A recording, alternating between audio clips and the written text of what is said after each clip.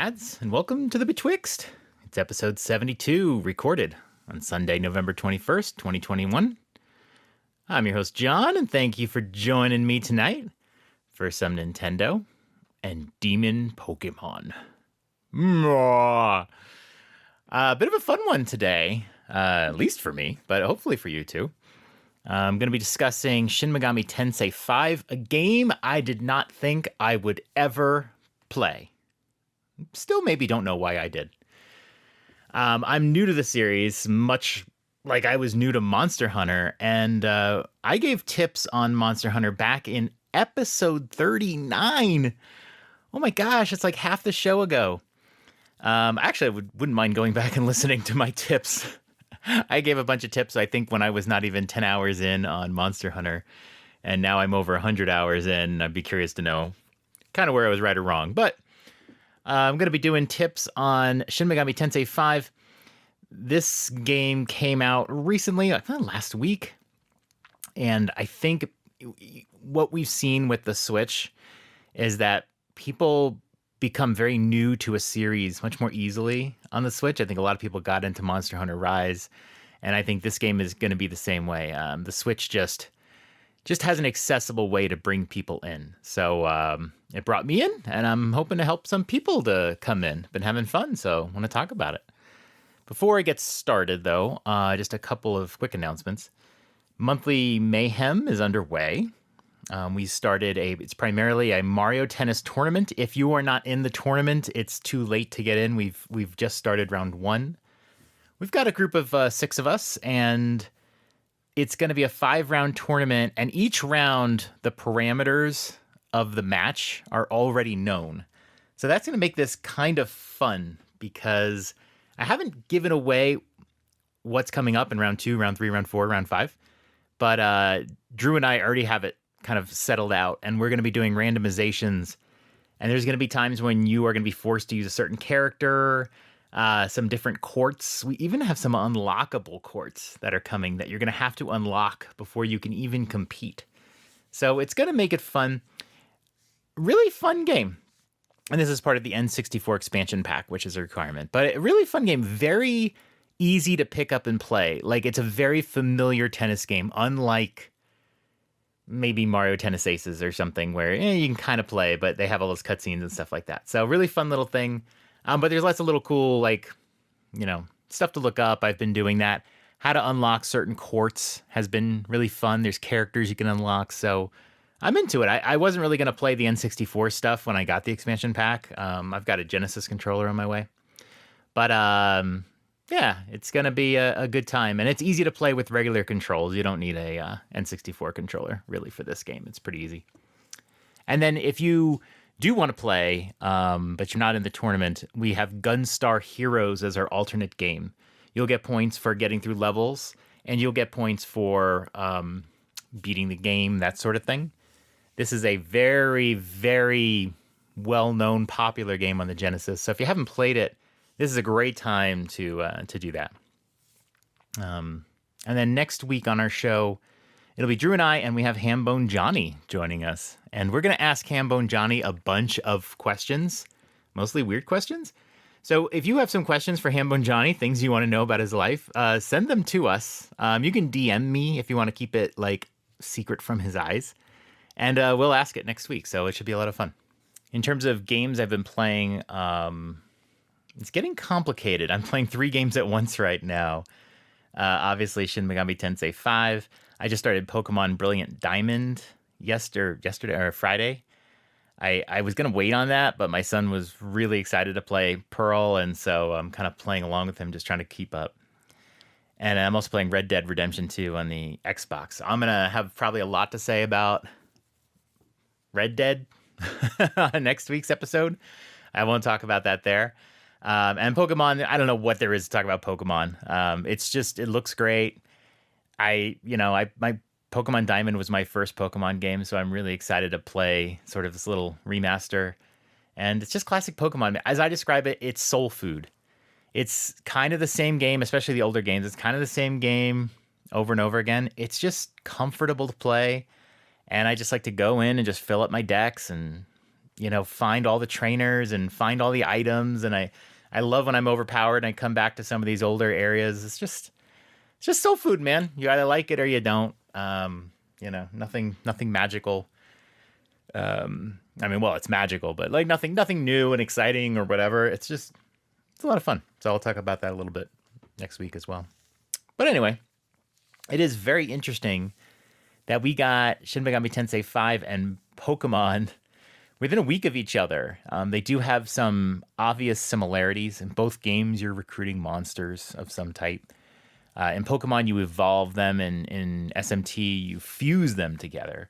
And there's a lot of exploration and items and that sort of thing. But that's pretty much where they end. The games do play very differently, and the way you play them is very different. I would say you are a little more upright and attentive in SMT.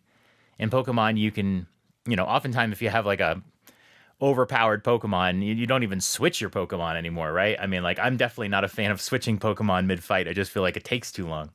So, But, yeah, they do play very differently. I'm about 12 hours into SMT. And what we're going to go through right now, I'm going to give some tips on how to play and kind of talk about the game. But I'm not going to give any story spoilers, mostly because I don't totally understand the story. But I'm not going to give any story spoilers because that's not important here. But I will get into some of the details of the game, which you might interpret as spoilers. But don't worry too much about that. I do want to get into the details of the game, though, because if I don't, then I really can't help you. So I'm going to talk about certain aspects of the game and how to sort of approach fights and approach playing the game. If you haven't played the game yet, by the time you play the game, you'll probably have forgotten it. If you have played the game, this will help you along. But I think it can really help you from kind of rage quitting here, because I'll talk about it a little later. There's a couple times where I almost just kind of quit this game and said it's not for me. I went into it knowing it might not be for me, but I'm still going, so I'm still going strong. But it's a big game adjustment. It's just like Monster Hunter. If you've never played this before, there are a lot of aspects. They do teach you the game a lot better. There's a lot of mechanics you'll see here, but honestly, they do it in such a progressive way. I didn't have a hard time understanding the game. I never felt overwhelmed by mechanics. They did a really good job with it. But there's a way you use these things. Sometimes you need help. And so, find your closest SMT veteran and be sure to pelt them with a couple questions. I learned a lot on my own, but I've also watched some tip videos and, consulted a hint guide or two. And I feel like I have a really good understanding of how to play right now. So, but anyway, the fun part about this game is this game was announced November 29th, 2017. That was about a month after the first reveal of the Nintendo Switch. And I just watched the trailer right before I started the show because I don't remember it. Because I remember when they announced it, I was like, I've heard of this game, but I don't really care about it.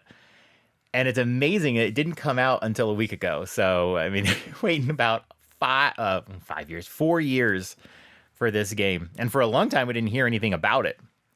And then once they started saying it's coming out and we got a date, we actually did get a lot of videos from Nintendo. They've really hyped this one up a lot. So the basic story is you play as a high school student in Tokyo, Japan, and there's rumors of these demons that are attacking other students, right? Oh, there was a shadow and it stole my purse and whatever. So you and some friends are kind of talking about it, and you kind of investigate this tunnel area where demons were found. And what happens is you get sucked into this alternate universe. It's like a future, it's like a past of Tokyo, right? And I do kind of know the story, but I don't want to give anything away. But it's this alternate reality. It's a different Tokyo. There's demons all over the place, and you get attacked. And what happens is this being guy, his name is Aogami. He's kind of like a knowledge or whatever, but he merges with you. And you turn into this Nahobino, they call you. So you're like a human and this other thing, and you're merged together. You look really cool. You look very I don't know, anime, but we've seen these kinds of Japanese characters before. You have this long blue hair. My daughter said, called him a girl, and I was like, no, I'm a boy. And he's but you got this long blue hair. And I was trying to tell my daughter, don't worry about it. I just got long blue hair. But you're this merged character. And primarily this game is kind of like Pokemon, like I said, except you have like a party of 4. But that party of 4 includes you. So you do fighting as well as these demons that you're going to capture. You keep all your demons with you. So there's no PC to put your Pokemon in or whatever. You keep all your demons with you, but you only have a fighting party of 3 of them alongside you. And you can swap them in and out during the fights, so you do keep all of them with you. You take turns. The turn system's a little weird, and I won't even try to explain it. But you get a certain set of turns, but you can do repeat turns, or you can lose turns. I might talk about that later, but on every turn, you can do basically like a physical attack, or what they call like a force attack, which is like for free. You can do magical attacks, which use up MP. You can do guard. You can talk to the demons, which is the primary mechanic in this game.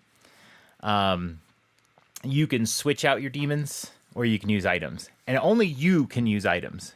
When it's your demon's turn, they can't use any of your items, which I kind of wish you could, but I think that's just part of the strategy of the game.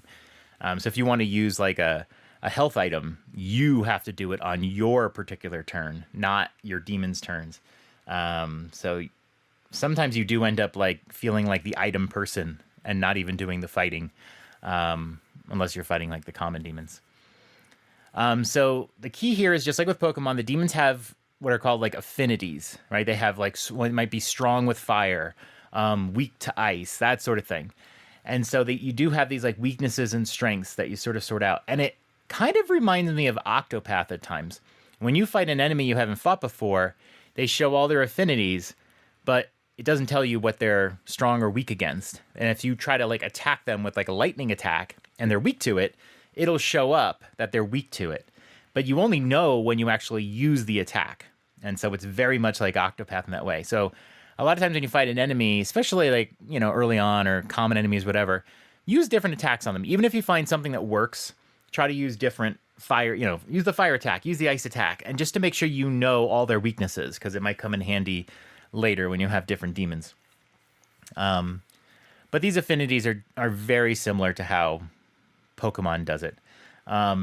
Except that they're even more important, because like I said, you can lose a turn. If you attack a demon with an affinity, like let's say fire, that they are immune against, not only will that attack not land, but you will lose an extra turn.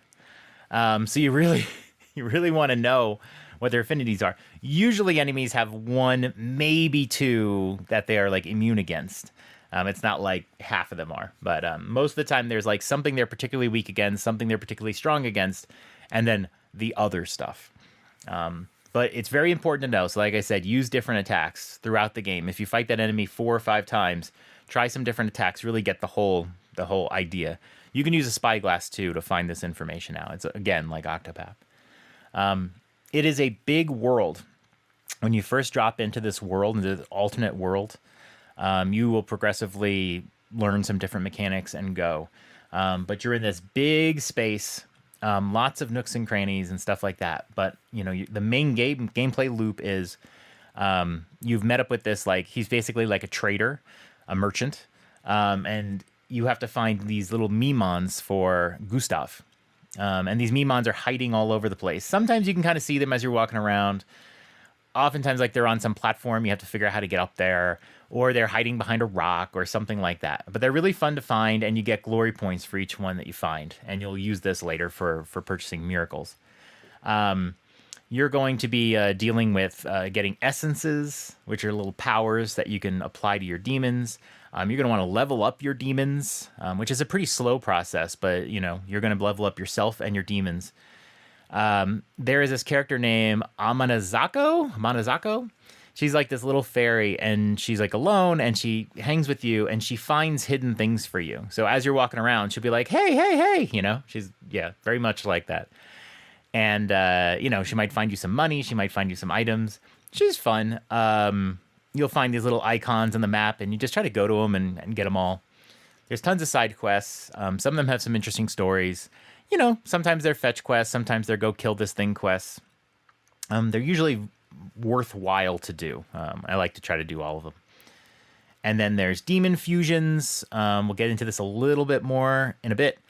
But it's kind of the core mechanic of the game. When you fight a demon, you can talk to the demon. Your main character can talk to the demon. And it's basically a negotiation to get them to join your party. The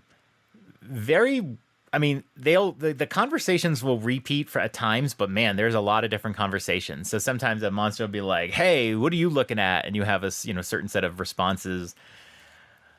You can say nothing, you can be mean, you can be nice or whatever. I don't know if the particular demons have certain, proclivities to you should be nice to that kind of demon or not, or if it's kind of random. I don't know. But yeah, you basically negotiate. Now, oftentimes they'll ask for money, they'll ask for items, all sorts of things. You have to decide if you're going to do that. You can sometimes tell them, ask me for something else.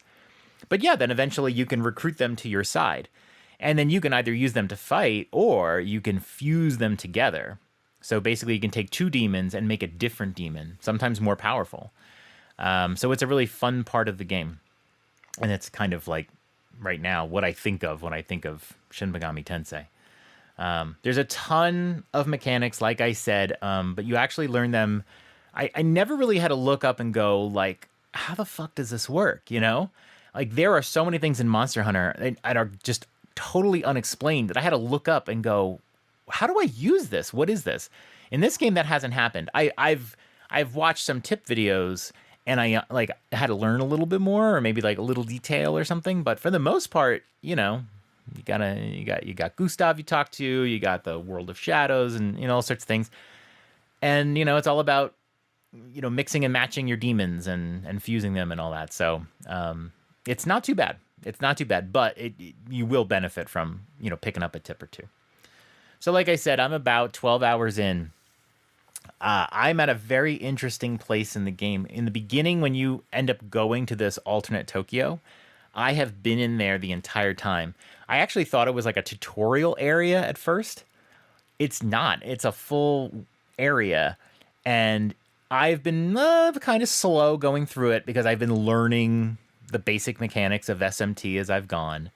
I've certainly spent too much time grinding. I'll talk about it in a bit, but it's too much time grinding when you really didn't need to, that sort of thing. Maybe getting a little lost.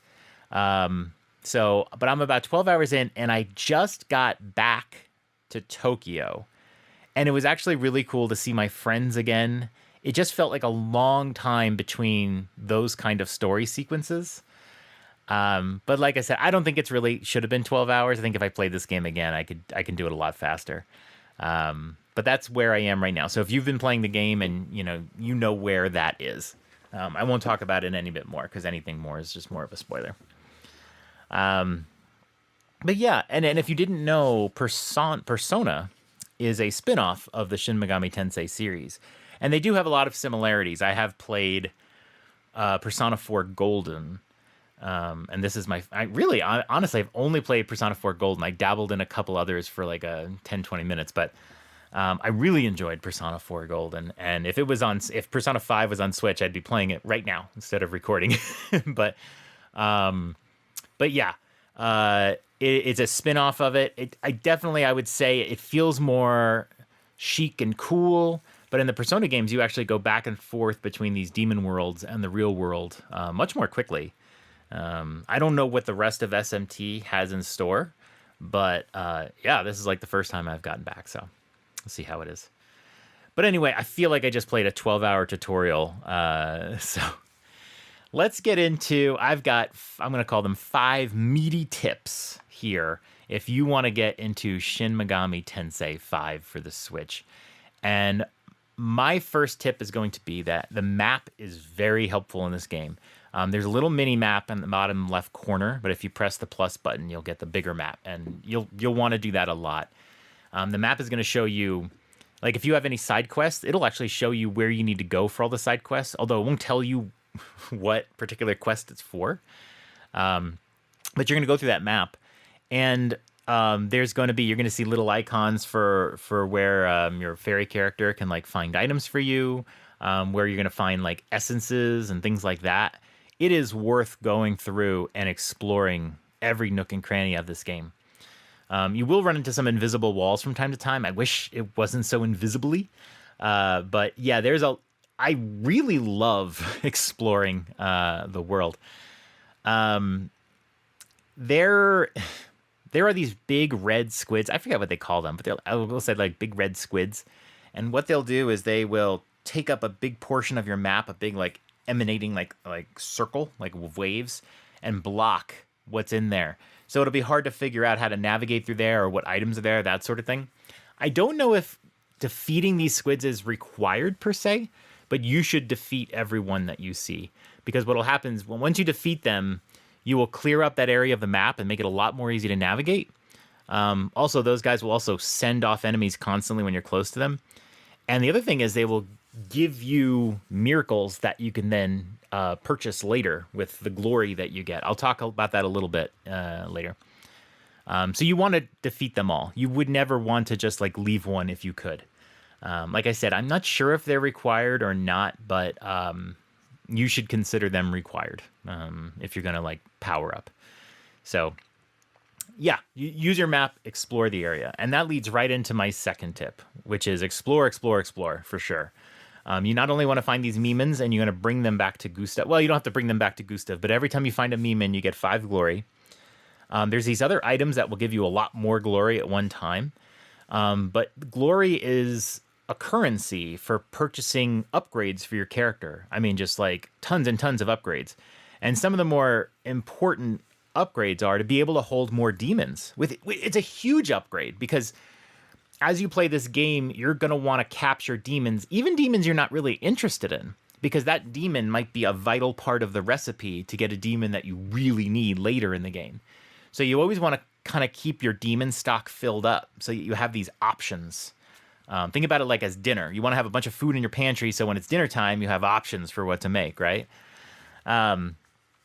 You can also, and when you get those miracles and you purchase them with your glory, it can increase your character's ability to get Magatsui, which is sort of like a special magic power that you can use, and you're going to want to have ready when you fight every boss in this game. But yeah, don't consider exploring like a collectible hunt. You know, you want this stuff up front. This is not a game where you're going to go beat and then go back and I want to find all the Memons. Yeah, there might be 1 or 2 that you missed. But you're going to want to try to get these guys your first time through. There's tons of items you're going to get. There's these sutras, which will increase sort of your demon's affinity strengths. I think I'll talk about this one a little later too. But like a lot of things will actually really improve your character and your strength. So wipe the map clean. And it's really fun. I guarantee you, I have so much fun just exploring. Sometimes I'll sit down with a game. I'm not even trying to beat a boss or advance my story. I'm just going to explore these areas and try to find stuff. So definitely a big tip. So third tip, you're going to be dying a lot, especially if you're new to this game. You're going to die. I've died so many times. I hate the freaking die screen, right? When you play Pokemon, you generally don't really die. Maybe a couple times in a game, you'll get in a bad spot or whatever, you'll faint and whatever. This game, you do die a lot.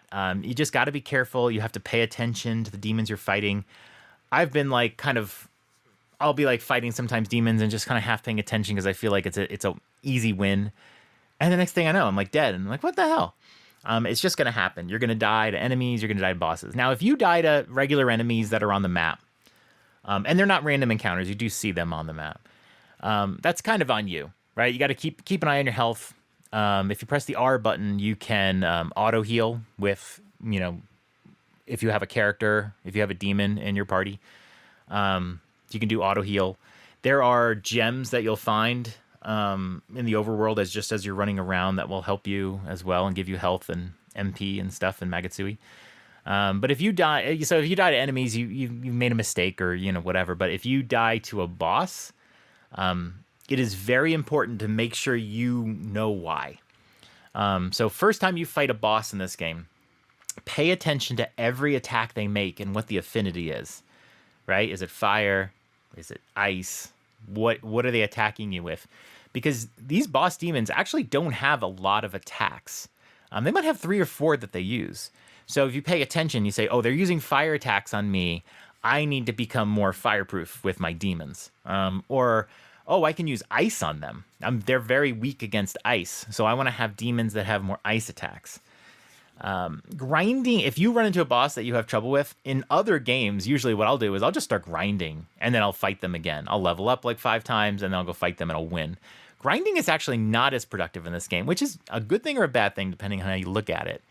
But it's a good thing because it means you don't have to sit there and just keep fighting. I swear sometimes I fight enemies and I get no experience from them, just very little. But grinding is not going to be the end-all be-all. So when you fight a boss that first time, pay really good attention because you are likely going to die. And when you die, that will inform what you need to do to fix it. So I'll give a great example. Recently, within the last hour of my gameplay, I was fighting this boss. Nuwa. Her name was Nuwa. She was just like a super sponge. My attacks were doing very little damage to her. But I did notice that one of my demons had a really powerful fire attack, and she was weak to that. Okay. But she kept killing me, and she had this one attack that was very powerful. It was like a force attack. It was very powerful, and it generally wiped me out. So I was getting pretty frustrated, also debating quitting at that time too. And I couldn't figure out how to beat her, and it was like, how am I going to wipe out her health? There's no way. So I had to look up a hint guide. And I'm so glad I did, because the hint to beat her really finally cemented how battling works in this game. So the first thing it said is, you want, like, these 2 demons are very strong with fire. One of those demons I already had, so I knew that. But there was this other demon that was also strong to fire, who I had remembered from the demon fusion before, and I'll talk about the demon fusion next. And so I was like, oh, I need to get that guy. And luckily, I was very close to getting that demon character. So I was able to do that, and I had 2 demon characters very strong with fire. Good. That's her weak point. You need to use fire attacks. It's not an option like in Pokemon. If they are weak to fire, you need to get fire on them. The other thing was that she did this force attack, and it was just wiping out my whole party. It attacked everybody. So the merchant in the game, his name is Gustav. He sells what he calls dampeners. And what a dampener is an item that you use, and only your main character can use it, but it applies to all of your allies. And it will completely defend you. I don't know why I call it dampener, but it will completely defend you from that attack one time. I think on that turn. But it will completely defend you from that attack. Well, oh boy, that force attack does nothing now because I had a force dampener.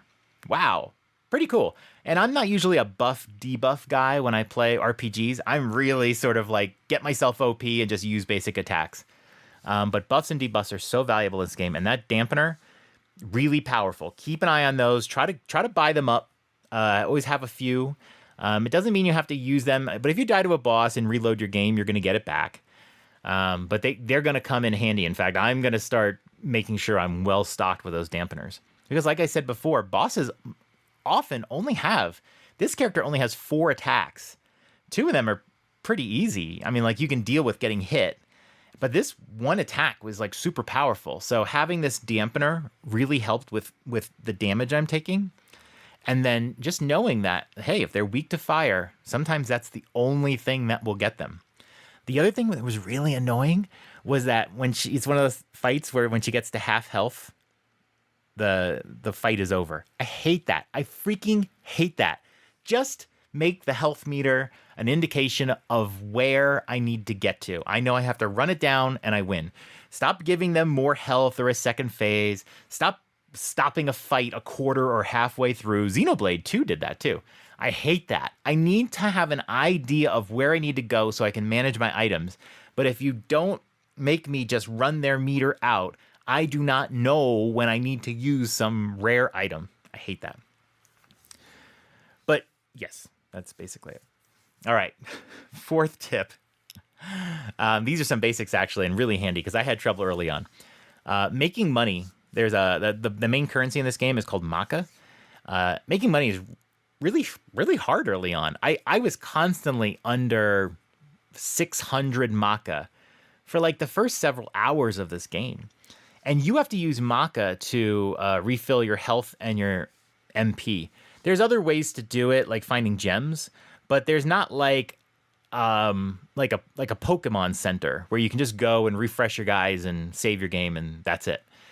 You need to use money to refill those things a lot in this game, and so I was constantly using my Maca for that stuff. And I felt like I was in college. I felt like I never had much money in my checking account. The key to money is that there are these vending machines all over the place, and I was able to find them.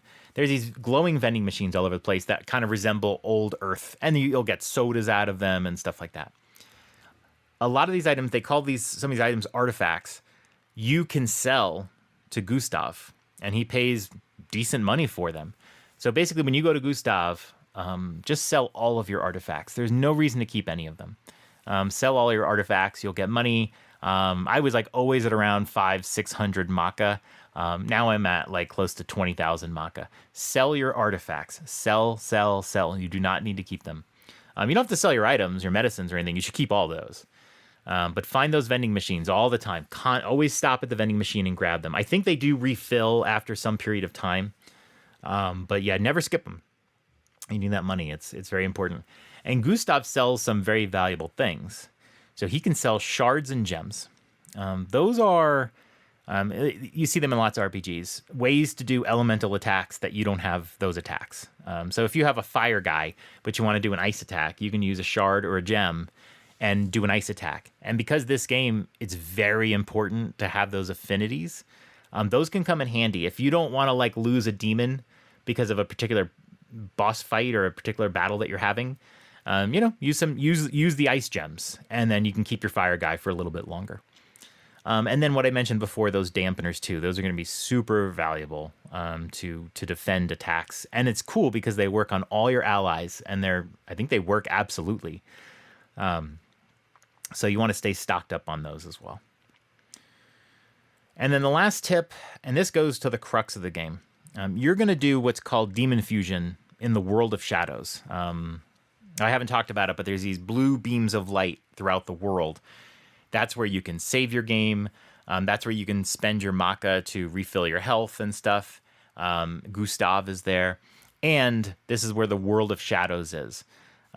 Basic idea is you can take two demons that you have and merge them to create a new demon. Oftentimes they're more powerful. Sometimes they're less powerful. But that's just how it works. You're going to do this throughout the game. You're going to move from demon to demon. You could have a really good, let's say, ice demon. But you need to like fuse them with some other, sometimes basic enemy. Like you might think of as a common enemy. And you can fuse them to get some powerful fire demon. Okay? You're going to do this all the time. Split them up. Put them back together. All that stuff. The biggest point of advice I can possibly say for SMT: do not get attached to your demons. In Pokemon, you name them, you love them, you transfer them from game to game to game to game. They're powerful. They just wipe out entire armies. Not in SMT. I had a mermaid. You fight her early on in the game. She's got a really cool animation and this really strong ice attack. And I love her. She's like practically naked. It's like, but like, I just love her, and I had to trade her in so I could get a particular demon that had a particular affinity, and I hated it. It's like, no, I want my mermaid. I want her to evolve, and I want her to hang with me the whole game. Don't get attached. Now, the good news is that you can get the mermaid again later on. There are demons that I've captured, that I've merged, I've fused, got new demons, and then pick them up again later. Oftentimes you'll want to pick them up again later because you're going to need them in another recipe to get a different demon.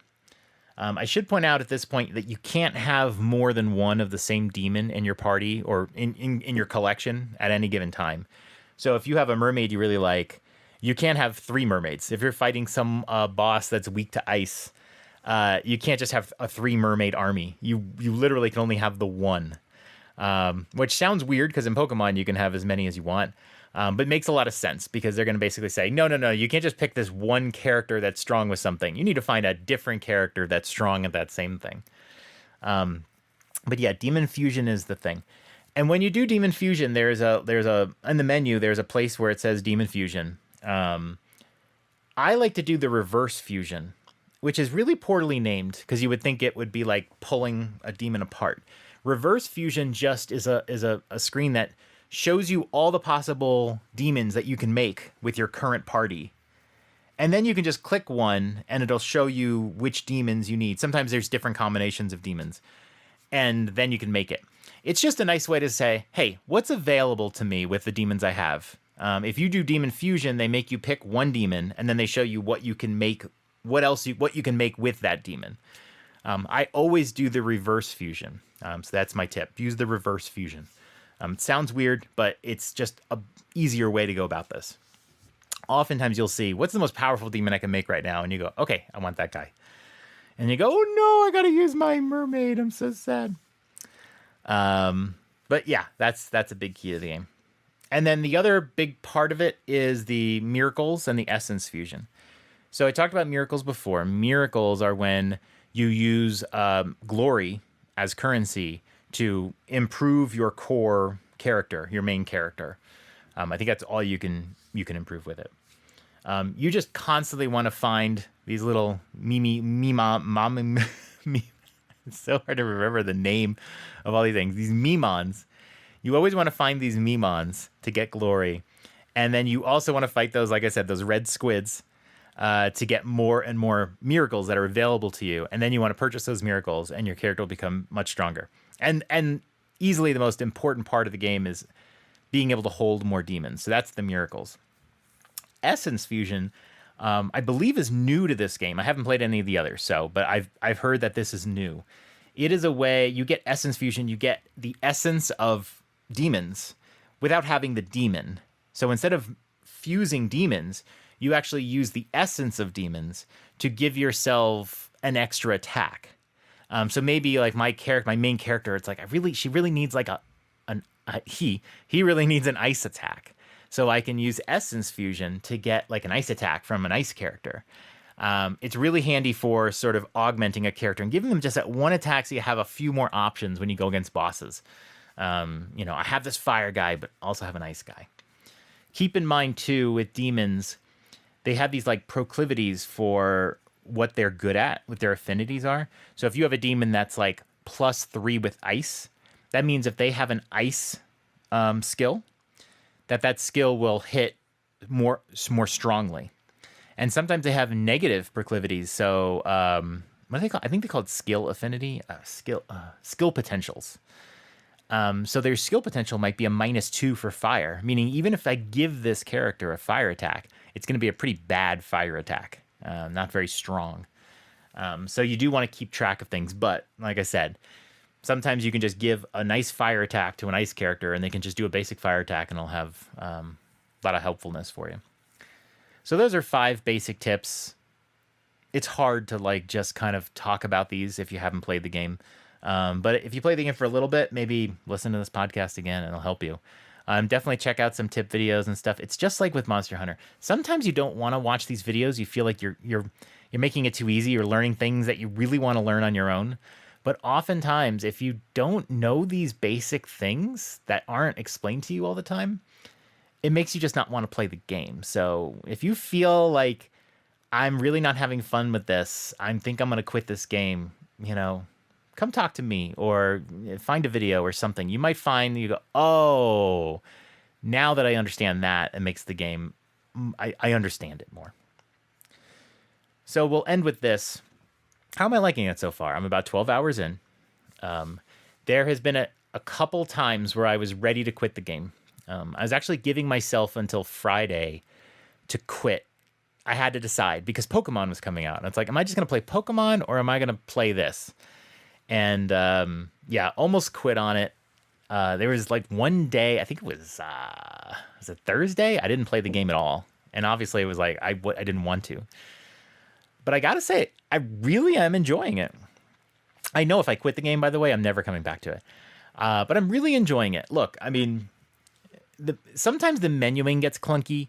You want to arrange your party, you have to do that in your menu. You want to save the game, you have to go to those little blue beams. And then you got to go to a different menu area to like improve, like, refill the health of your guys. But like, you get kind of used to it. There's lots of dying. I've died way too many times as I've kind of had to learn this game. And like I said, if I played it again, I would die a lot less. I'd have a better idea of what I'm doing. But there's lots of dying, and sometimes, here comes that animation. I'm on the floor again. You're like, getting ready to hit that home button and delete the app. Bosses, there does seem to be a difficulty spike with every boss.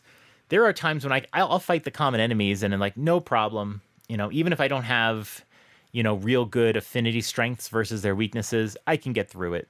Then you get to a boss and you hit them and it just barely takes a dent in their health meter. But I have to say, when I was fighting this boss I was just talking about, Nuwa, just the couple of hints that I got for how to beat her really weren't just specific to her, really opened my eyes to what the hell am I doing in this game with the bosses. But like, I've had a few bosses where I just got pounded by these bosses and like, how much do I have to grind to do better against this boss? And like I said, it's not about the grinding. Yeah, you can do some grinding and upgrade a couple levels, especially your own level, because there are ways to more quickly increase the experience of your demons. But once they get to your level, you can't do that anymore. But yeah, it really did help, and I gave you some of those tips. The battles can take a little while sometimes. I've always been I like RPGs where I can just keep tapping A and do basic attacks and get through battles really quickly and grind. You really got to think your way through at times. You got to pay attention. But on the same end, grinding is not as valuable in this game, so it kind of offsets. You'll have to put a little more attention in, but you don't have to do it as much. Sometimes I just forget to capture demons.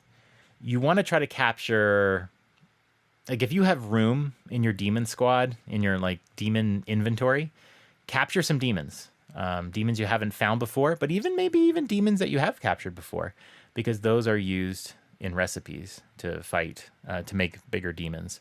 For some reason, sometimes I just forget to capture them. Just like with Pokemon, like sometimes I kind of forget to capture the Pokemon. I get so into just fighting and getting experience points, but don't forget to capture them. Quick tip on that one. Generally, when you go through your 4 characters to attack, you'll get bonus moves if you attack weaknesses. So what'll happen is your main character goes first, and then your 3 demons will go in order. And then you'll come back up to your main character again, just on one turn. Oftentimes, if I'm going to talk to a demon to try to capture them, not capture them, but convince them to come over to my party, I do it on the second cycle. Because if you talk to a demon and you mess up the negotiation, oftentimes it'll be the enemy's turn. And so not only did you not get the demon, but now the enemy's getting maybe a second turn in a row.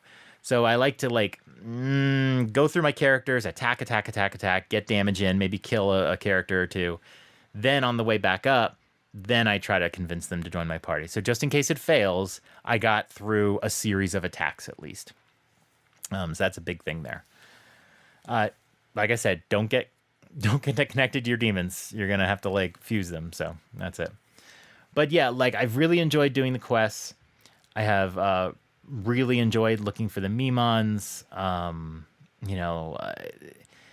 Just a lot of exploring. Oftentimes when I'm not feeling very powerful, I just explore for a while. I try to finish off side quests that I find.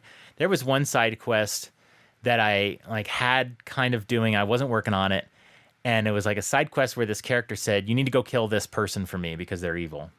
And I wasn't really doing it, but eventually I came back to it. I found the character, and that character tells me, I'm not evil. She's evil.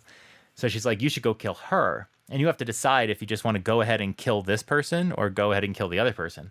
But the cool part is that when I killed the other person, I actually had this other character join my party, and they were pretty powerful. So that was really cool. So the side quests always have some surprises. It makes it fun. And you can get some characters that you really didn't foresee. And then an hour later, you're fusing them with somebody else to get some other monster. It's just a lot of lot of demons coming in and out. But overall, I've been having fun. now that I've gotten to this point where I went back to Tokyo and now I'm like learning what's going on and seeing my friends again and stuff. And, I may be looking at a situation where I can keep coming back to this other area. The game is really changing in terms of its dynamic, where I was stuck in this one place for a long time. And now maybe that's going to lighten up a little bit. So, I'm all in for now. I have heard that the end of the game can get really hard. We'll see when I get there. I am not beyond cutting it down to more of a beginner level. I know James Music, you're out there. Friend of the show. He went down to easy level before he got distracted by an a League of Legends game. I'm not ready for that yet. I want to keep that there because I feel like the difficulty is helping me to figure out the game, right? If I keep dying, it means I'm doing something wrong in the game. So it has helped me do that. But I think as it gets later in the game, I might just throttle it down. Once I feel like I know the game really well and now it's just more difficult than my patience can handle, I'll throttle it down. But I'm not there yet. So looking forward to getting back into it, though. I'm really enjoying it. You may or may not like it, but it's a pretty good time. And if you're really into like playing a kind of well-known sort of cult beloved series that you've never played before, this is a good option here. It's a nice, deep, meaty RPG with a story and with some interesting new mechanics that you probably haven't seen before. It's a good time. So, SMT5. I'd love to know if I can convince anybody to play this game. Let me know if you need help. Honestly, if you ask me for help, I might be asking you for help too. I'm mostly just playing this game on my own. I don't really know anybody who plays this series. I know Fartsy on Twitter really likes it, but he hasn't played this one yet. So I'm kind of mostly alone. Whereas with Monster Hunter, there was people I knew that were playing. I don't know anybody in the Dad's Discord at all who's playing this game. So play with me. Let's talk about it. Let's get a channel. But anyway, that's all I have. We'll see you next week for our regular episode. It should be fun with Hambone Johnny joining us. And then the next episode we do after that is going to be our Games of the Year, which I'm really excited about. I love Game of the Year's time season. So, hope you enjoyed the episode. Good night, Dads. The Dads After Dark show is a part of the Nintendo Dads family of podcasts. You can subscribe to us anywhere podcasts are available, including iTunes, Google Play, Spotify, and Stitcher. Be sure to join us on the Nintendo Dads Discord in the Dads After Dark show channel for some naughty After Dark talk. Follow us on Twitter @NDadsAfterDark. Ask us a question, and we may answer it on the show. That's all for tonight. Good night, Dads. Sweet dreams.